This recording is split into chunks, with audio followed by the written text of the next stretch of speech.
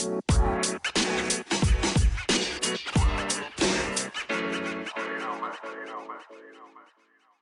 Nuts and Bolts of Writing, Season 2, a podcast where we talk about literature, the ins and outs of writing, and how to actually start writing.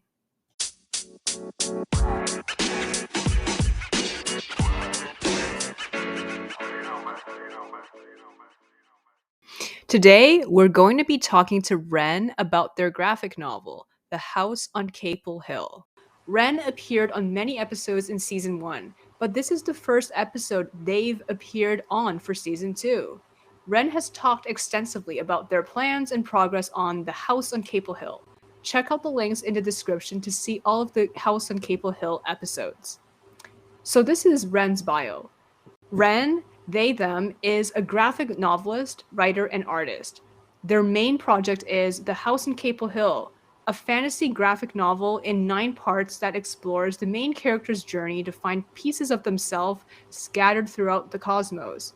Wren enjoys creating nouveau-style watercolor paintings and illustrations, dabbling in music ranging in styles from classical to classic rock, writing the occasional poem, and exploring the beaches and forests of their home near the Northeastern US coast.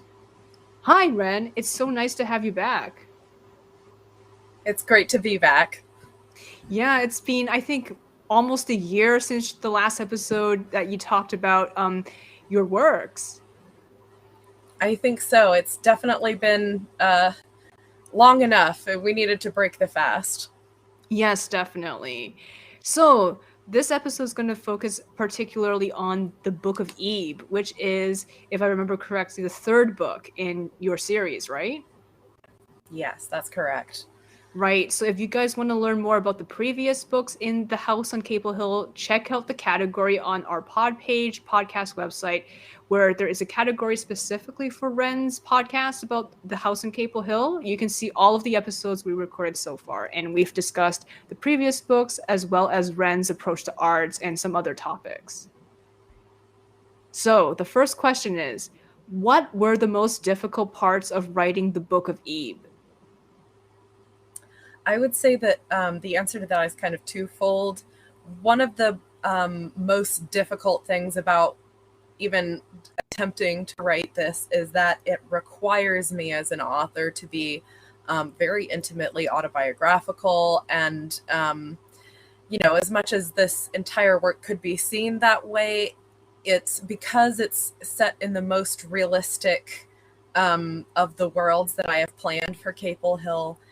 It feels a lot more visceral for me, and it's all sensitive material, but when you're able to place, when you're able to cushion that with a fantasy settings and, the cast of characters that, represent different aspects of that portion of yourself, it's different than addressing,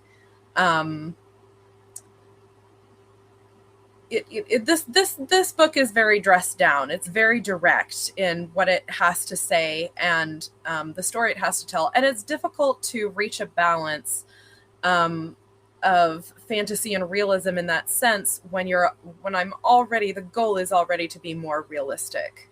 And, to balance, okay, how much of this can I fictionalize before it gets too far away from the truth versus how real do I keep this without being, I guess, either too personal or too clinical, perhaps. So that's definitely a hard balance to reach. I think the other struggle for me is that I specifically want this book in particular to be written in first person, not in third. And in first person, again, from the closest of all of this cast to the me that, my family knew and my oldest friends grew up with. So that is definitely a struggle as someone who typically writes in a very third person poetic prose to switch to a more intimate and personality filled first person and still be engaging without being obnoxious feels very intimidating for me. Right. And is the first person from the perspective of Josephine, or is it the other character in the Book of Eve who is in the modern world and sees Josephine, I think, through a mirror, right? Yes, that's correct. So it's actually going to be almost the entirety of the book is going to be from the perspective of the little girl on the other side of the mirror, who I've decided to name Esme. Um, and the thing about it is the Ebe is within the Egyptian spiritualism structure, the literal and metaphorical heart of a person. So when mummification happened, the heart was preserved on its own, very specifically, to keep intact, because the Egyptians believed that it was weighed on the scale of truth, the scales of Anubis, as we've discussed in prior episodes. So, there was a literal aspect and a metaphorical aspect, and I've chosen for the metaphorical aspect as well as the literal aspect to be that the heart of hearts is what some people refer to as the inner child. So I'm exploring, some of the struggles that come with doing inner child work, and some of the things that I have been a part of my story forever. So they do belong here. And also being able to look at it from a new perspective as Josephine is looking at Esme and seeing a sort of repetition of the same cycle. And Esme sees it too. And, for one of them, for Esme, who remembers Josephine's life as a past life, it gives her a sense of nihilism, because she feels trapped in the same suffering over and over again, and it feels pointless. Mm-hmm. Whereas to Josephine, as much as she sees it as a disillusionment of the future she imagined that would be better than the life she lived in, it also could be seen as more positive, more hopeful, that, okay, yes, this is happening, but I'm here to tell this person, no, we've done this before. You don't need to do this again. Mm-hmm. So that's really kind of the core theme of the book. I see. Right. I see. What is the easiest part of writing this book? I guess the simple answer is that it's the book that requires the least research. For my books that are going to be set in various historical eras, I have reference material for Victorian life or Edwardian life, or, I've had to do research about place names and common family names, just as things to be able to work off of, as well as research about different magical practices and mythologies. And, there's a lot of research that goes into all of those books. But the Book of Eve will require the least of that, because it's the part that I am most intimately familiar with, growing up in the 90s and early aughts. But in a very peculiar and unique situation, because I was very isolated from, there were certain things of the culture that I was certainly aware of, but as far as integrating into the society that existed around me, I didn't have as much experience. So it's a very particular take on that time in our history as it now is. Right. How about so Esme? Is she isolated?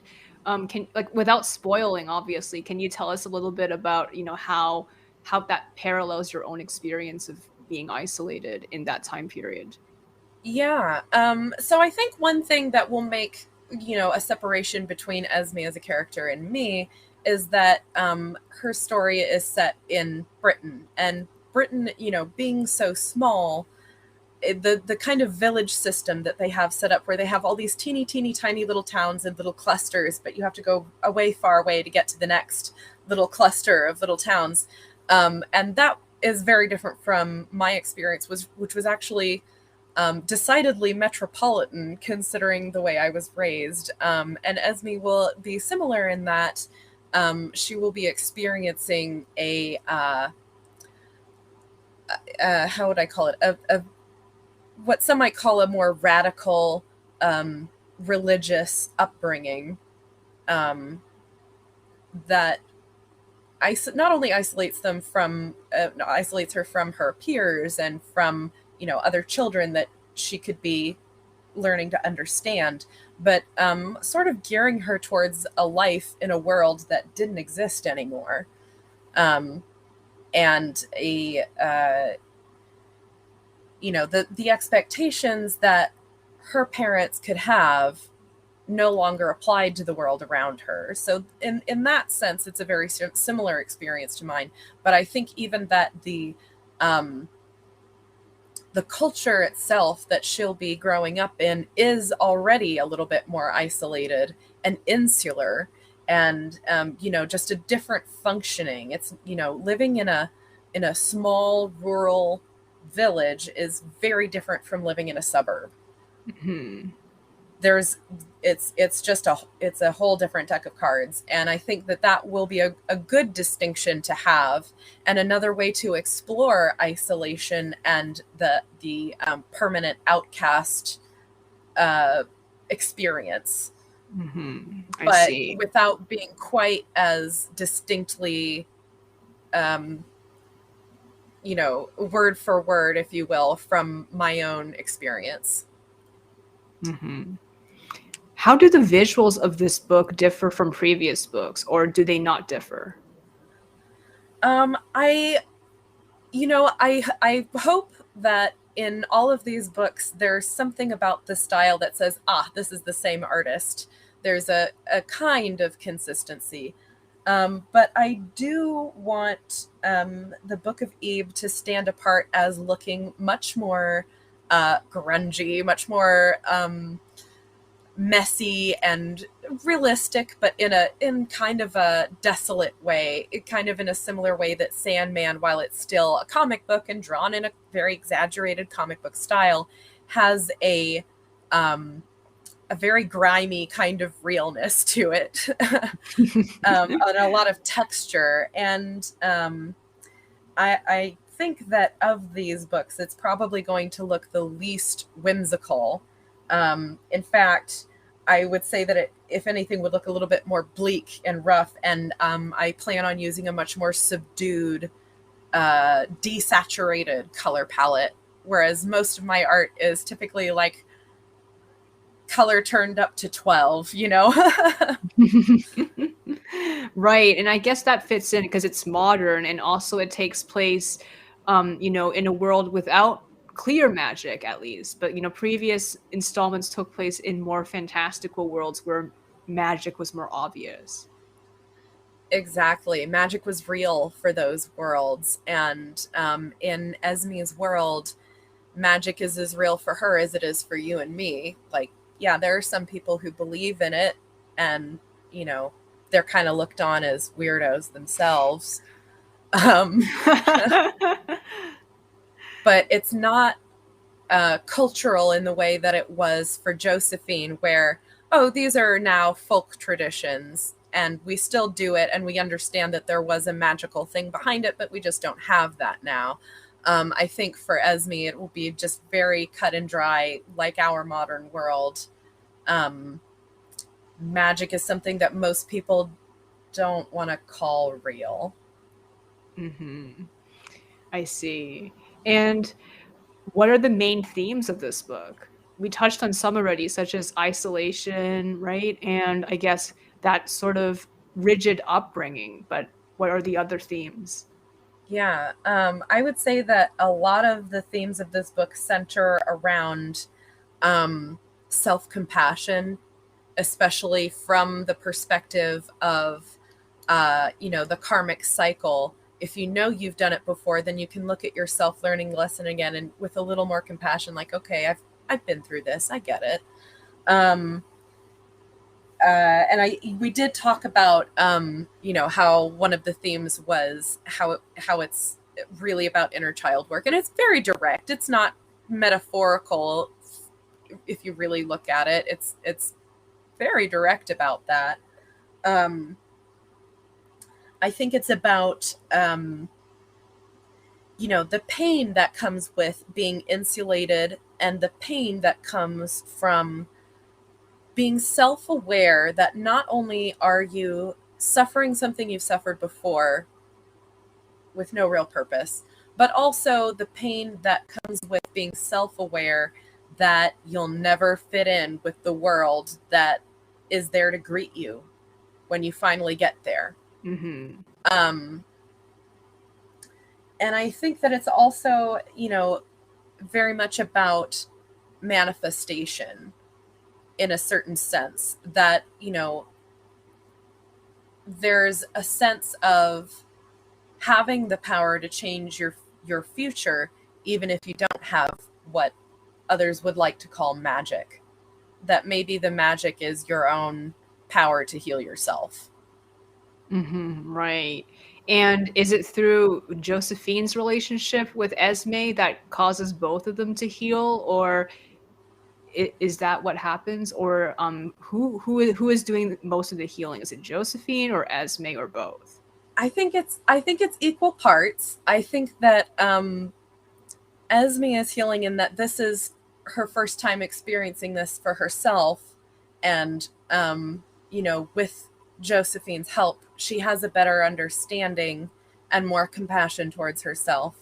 And for Josephine, I think it's a lot of healing, because initially, I think something that a lot of people struggle with, especially when they're relating to younger people who are making the mistakes that a lot of us were,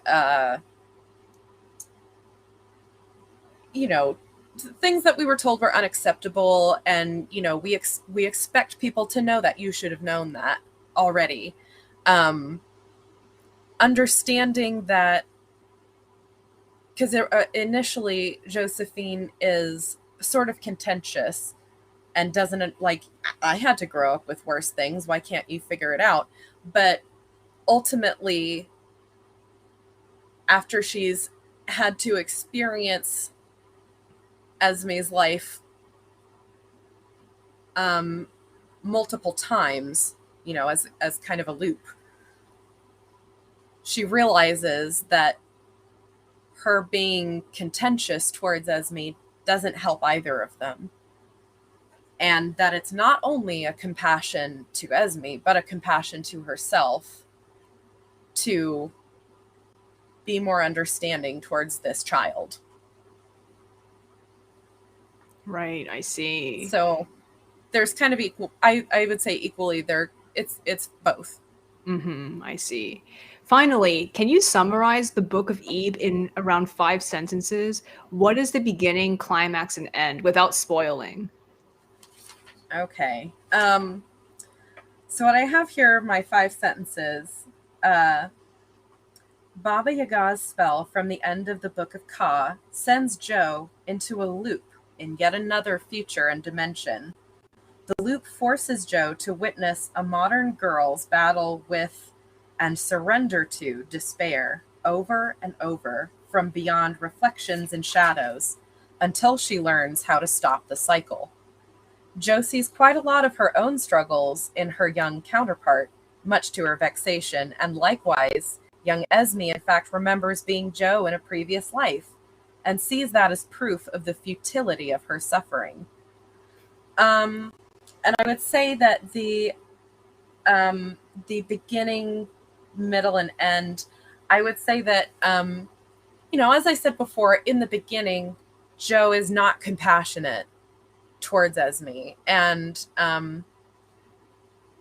but I think the climax is so Jo gets to see the consequences of that behavior in Esme's life, and I would say that the climax is that when Jo finally tries to be understanding and tries to do the right thing, Esme won't buy it anymore because it's what she thinks is too late. Mm-hmm. And that's where Joe has to figure out a way to save this kid ultimately before she does, before she makes decisions that continue the cycle. And I would say that the conclusion of the Book of Eve is that Jo is able to reconcile her past in a way that she didn't know she needed to, and in doing so, preserve her heart of hearts. Mm-hmm. I see. That's a great summary. I think that covers, what we can expect, and I think it's going to be a great book and a great addition. And what is after the Book of Eve? After the Book of Eve will come the Book of Shut, which is the shadow. And that one will explore more of the ancient Egyptian mythology as well as parallel mythologies within other cultures, which is, one of the themes of the series is how universal mythology is, that every culture has some of the same stories to tell because we all experience some of, certain things in life collectively and need a way to understand that. And it's very much about building your own structure to navigate certain aspects of your spirituality. Mm-hmm. Right. So does that involve Josephine going to a new world? It will. So I don't think I have it written down exactly how yet, but she does, having been in the world of mirrors, she has also been slipping in and out of shadows and sinks into one in a way, and is kind of in the upside down shadow world, wherever it is shadows go when we're not using them.